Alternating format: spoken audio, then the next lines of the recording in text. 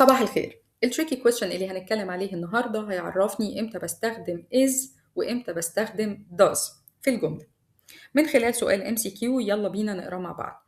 السؤال بيقول لي not your brother at home now. not your brother at home now. طالب مني اختار بين are, does, do, is. سؤال زي ما انتوا واخدين بالكم منه هو سؤال استفهام، والاختيارات الأربعة كلها أفعال مساعدة بتقولي إن ده سؤال بهل، معناه هل أخوك في البيت دلوقتي؟ إحنا عايزين نتعلم في البداية إمتى أختار is أو are اللي هو الverb to be سواء كان في present أو في past، وإمتى أختار الأفعال المساعدة do و does.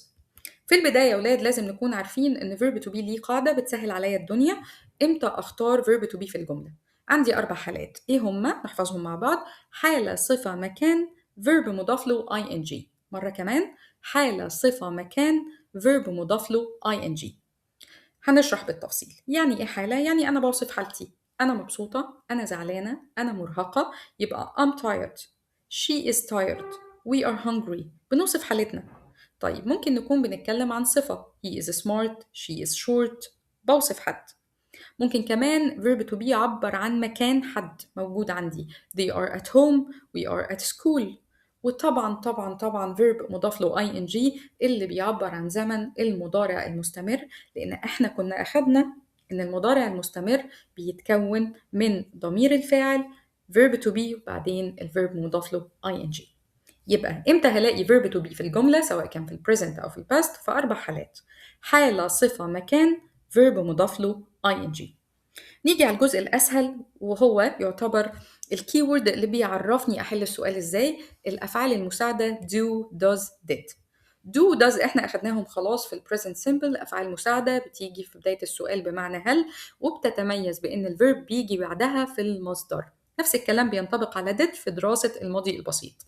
يبقى do, does, did التلاتة بيجوا في السؤال بيتميزوا إني بلاقي العلامة المميزة ليهم أعرف إنهم موجودين، إني هلاقي بعدهم verb في المصدر في التصريف الأول بدون أي إضافات. طيب أنا عايزة أوصل بقى لمختصر مفيد يحللي السؤال ده من غير ما أحس إن فيه مشكلة.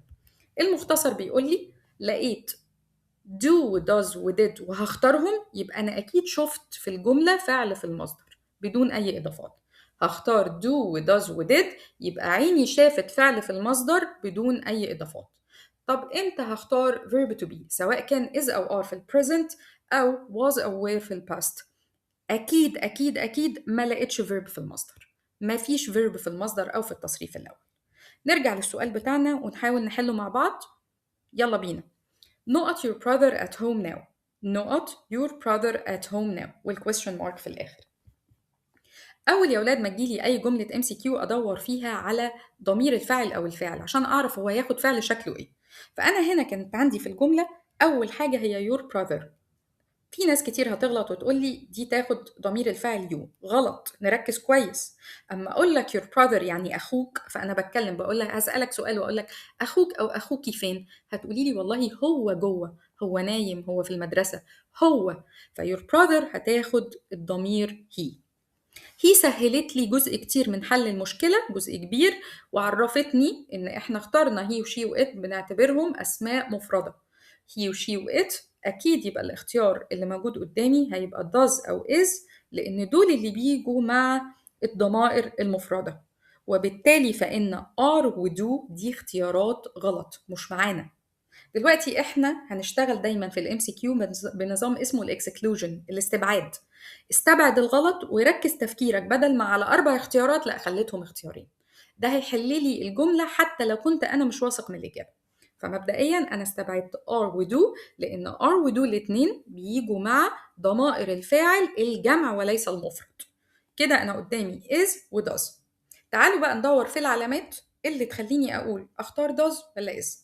بمنتهى السهولة احنا اتفقنا انه انا هختار does لما الاقي verb في المصدر. هل في الجملة اللي انتوا شايفينها في فعل في المصدر؟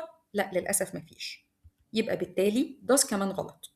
طب علشان أأكد لنفسي واطمن زيادة، أنا إيه اللي يأكد لي إن الاختيار الصح بتاعي هو is؟ هلاقي أكتر من علامة. فين العلامات دول؟ أول حاجة قال لي at home. at home. at home يعني مكان. تاني علامة إنه ما كانش في الجملة نهائي verb في المصدر. وبالتالي يا ولاد بيكون الاختيار الصح هو is your brother at home now is your brother at home now هل أخوك موجود في البيت دلوقتي؟ أتمنى تكونوا فهمتوا لغاية هنا. السلايد الجاية هنشرح فيها سؤال جديد، يلا بينا نتشيك إذا كنا فهمنا ولا لا. السؤال بيقول لي نقط you believe him، هل أنت بتصدقه؟ طبعا أنا عرفت إنه سؤال بهل لأن خلاص الأربع اختيارات أفعال مساعدة. بدأت السؤال بفعل مساعد فإذا معناه هل.